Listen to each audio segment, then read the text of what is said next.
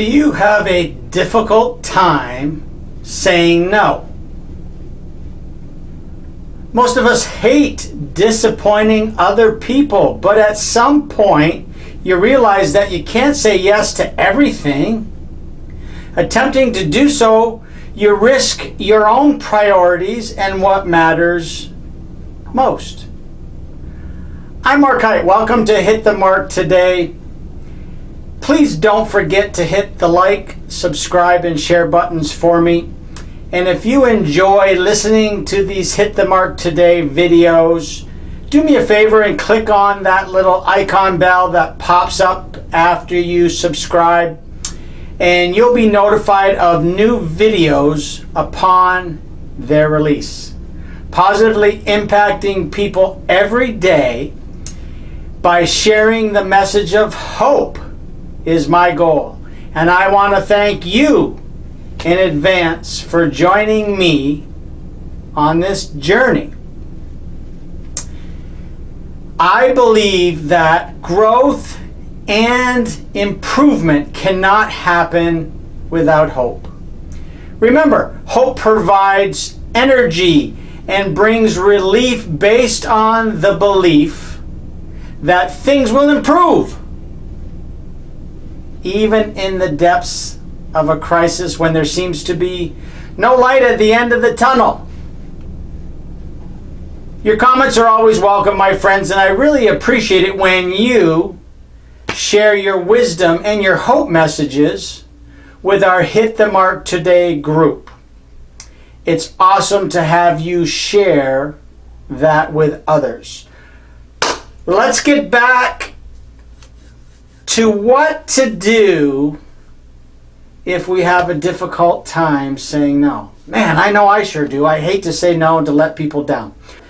I did a little research, so here are 3 responses to someone who asks us to do something that we don't want to do.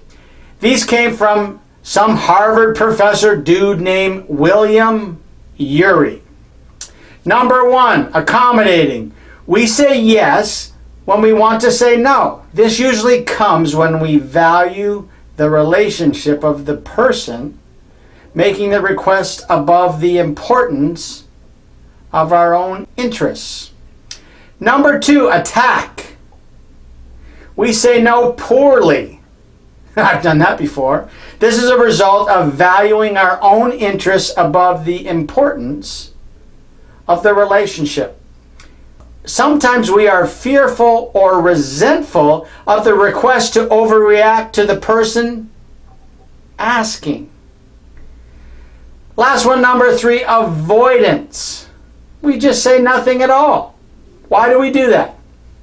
Because we're afraid of offending the other party. We avoid the situation.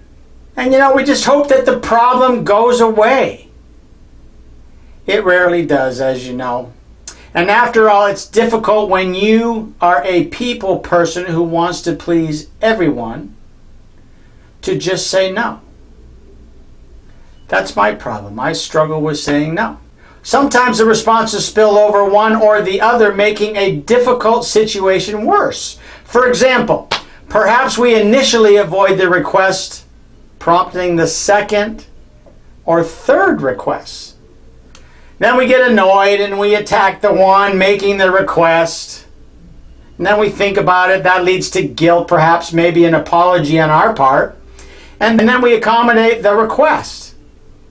A positive no helps us avoid sacrificing either relationship or our priorities. This simple strategy employs a yes, no, yes formula.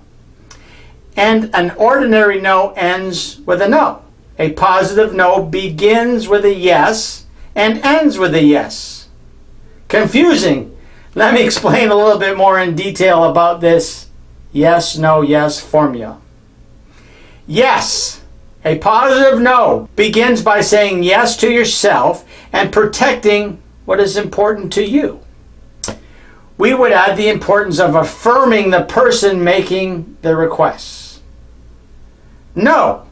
It then continues with the matter of fact no that sets clear boundaries. We recommend that you avoid leaving the door open by saying maybe, as in maybe I can say yes in the future. That's never a good thing. Yes. A positive note ends with a yes that affirms the relationship and offers another solution to the person who's requesting something from you. Hope that makes sense. Yes, no, yes. All right, you ready? Your time is a zero-sum game. And that just means that when you say yes to one thing, you simultaneously say no to something else. Aim, the more successful you become in life and at your work, the more difficult saying no becomes.